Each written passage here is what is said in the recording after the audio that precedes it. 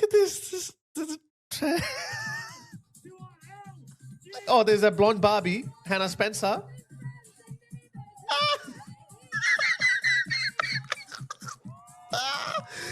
That's the reason why there's not a single Muslim there. There's no Motin Ali. My dear Muslims, this is what you're voting for.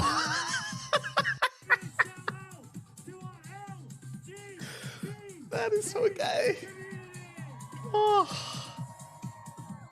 But what do Muslims want? They're like, nah, shut them all down, ban them, put visa restrictions on, unrecognize the state of Israel, stop sending them weapons. Like, they want a full diplomatic breakdown with the state of Israel. They don't care about Britain's standing on the international stage. They don't care about Britain's economy. They don't care about Britain's relationship with its allies like the United States. And I do blame them for this total breakdown of Britain and now Australia's relationship with the US, because our Labour politicians, they're destroying our alliance with the United States just so they can please a tiny Muslim voter base. All right, people, just when we thought that things are going to get better, I think they are going to get better, but not without some major complications. Have a look at this photo. Look at them. This guy is the leader of Britain's most popular lefty party, the Greens. They're far left, woke, socialists. It's run by this gay Jewish man who is anti-Zionist, anti-Israel, which is a very popular position amongst lefties of today. And these two are his co-leaders. They are his deputies. This woman is a typical lefty, woke, liberal, refugees are welcome woman. By the way, she's actually not happy with refugees in her own neighborhood. She's on record to have written a letter to her local council not to dump migrants in her neighborhood as it makes the streets unsafe.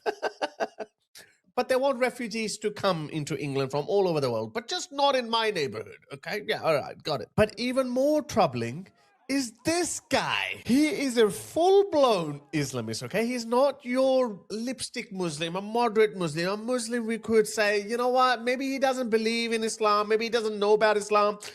In his heart, he has got the best interests of Britain. Let me show you who he is. Just for a second, okay? Raise the voice of Palestine! Allahu Akbar!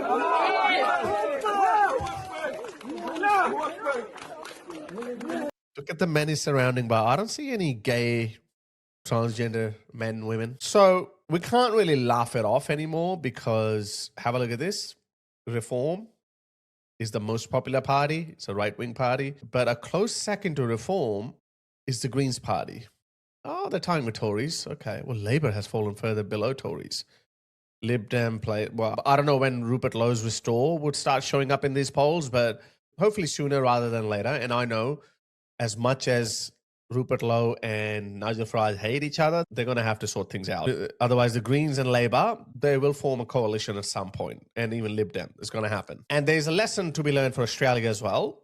Right now, we are enjoying the surge of One Nation as the new right of Australia. But where there's a new right, there's going to be a new left as well. And our worry is going to be the Greens.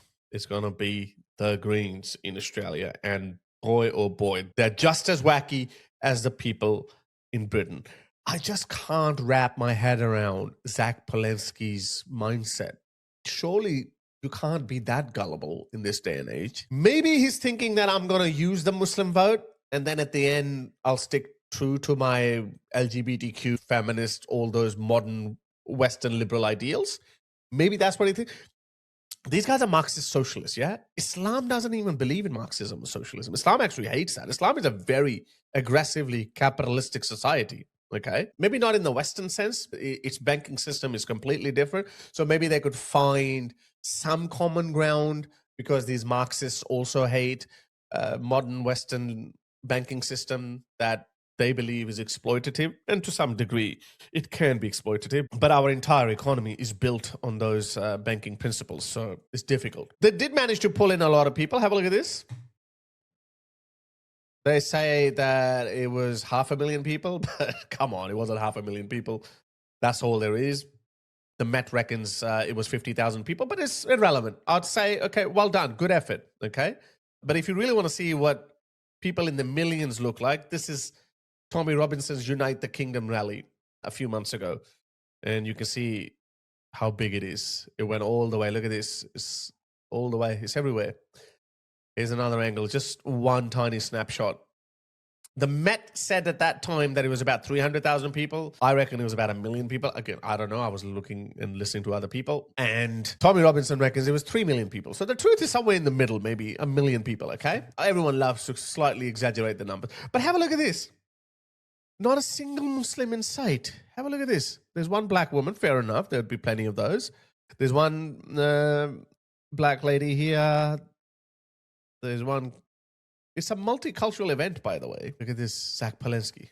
Not a single Muslim. I wonder why that is. Where's Motin Ali? There was no Motin Ali. I wonder what happened to Motin Ali. This guy, have a look at this. This guy. Oh my God. This wasn't from that day. This is from a different day, but have a look at this guy. Oh my God, he's right. He's a full-blown Islamist, guys. He's a full-blown Islamist. He believes in throwing homosexuals off rooftops. I think they're locked in a vicious battle with each other. Motin Ali is thinking he's going to use Zach Palensky to get to the top. Zach Palensky is thinking that he's going to use Motin Ali and the Muslim vote to get to the top. But have a look at this. This is so counterintuitive. It's so funny and sad at the same time. Look at this. Oh, there's a blonde Barbie, Hannah Spencer.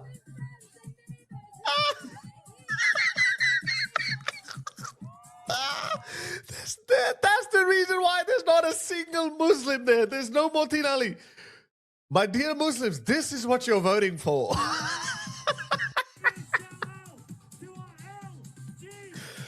That is so gay. Oh, look at this. Oh, not a single Muslim. No wonder Motin Ali didn't turn up. Let me show you another one. Have a look at this.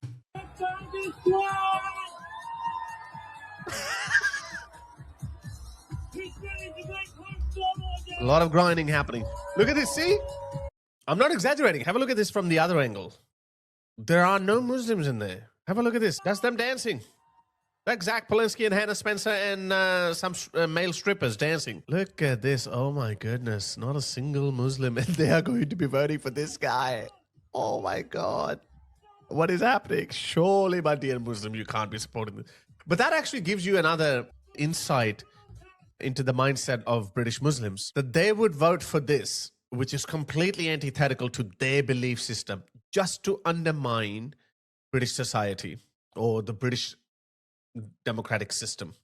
They don't want mainstream political parties to have a say. Why? Because the mainstream political parties, like Labour, like the Tories, they had to find a middle ground. They couldn't outrightly condemn Israel, but they also didn't go along with Israel. So they had to tread carefully. They had to adopt a middle ground. But what do Muslims want? They're like, nah, shut them all down, ban them, put visa restrictions on, unrecognize the state of Israel, stop sending them weapons. They want a full diplomatic breakdown with the state of Israel. Or else we're not talking to you anymore, or we're not voting for you anymore. How dangerous is that way of thinking? That tells you that they're so tribal that they would only vote on one issue.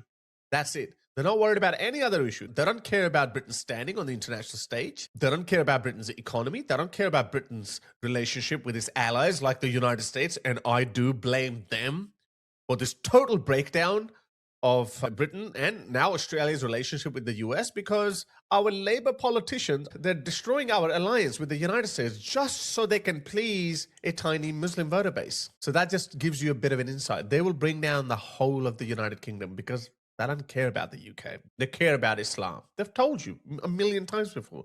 They care about Islam. My ultimate loyalty is not to any nation. It is to the creator of nations. It is to Rabbul Alameen. Don't say I'm British first. You're not British. You're Muslim first. That's your identity.